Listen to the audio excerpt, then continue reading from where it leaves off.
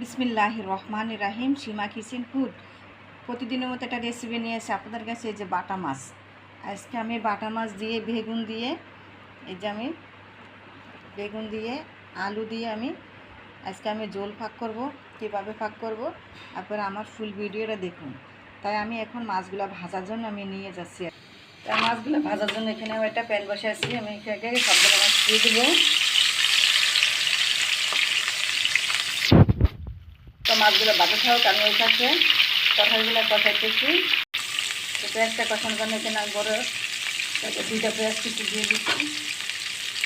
আমি দেবো 1 চামচ পরিমাণে আদা বাটা, 1 চামচ দিব জিরার গুঁড়া, 1 চামচ দিব ধনিয়ার গুঁড়া। মশলা হতে না ফিরে এখানে আমি কিছু পানি দিয়ে দেবো। 1 চামচ দিব হলুদের গুঁড়া, 1 চামচ দিব মরিচের গুঁড়া।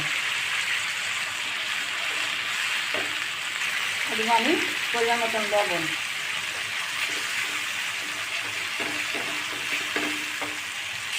তাই মশলাগুলো এখানে আমি 10 মিনিট মতন কষাইছি। এখন আমি তরকারিগুলো দিয়ে দিব।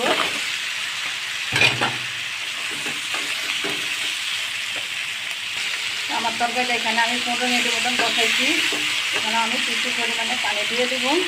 বেগুন অত পানি দিতে নাই, বেগুনটা এমনিতেই পানি তরকারি নরম হয়ে যাবে। তো আমার তরকারিটা হয়ে গেছে। এখন আমি সবগুলো মাছ দিয়ে দিব। ঢাকা দিয়ে রাখবে একটু। তো দেখলাম তো আমার রান্নাটা বেগুন দিয়ে বাটা মাছ দিয়ে ঝোল। দেখুন আপনারা আমার মতন এভাবে রান্না করে খেয়ে আমাকে কমেন্ট করুন। প্লিজ আমার ভিডিও যদি ভালো লেগে থাকে আমার চ্যানেলটাকে লাইক কমেন্ট করুন, সাবস্ক্রাইব করুন। আল্লাহ হাফেজ।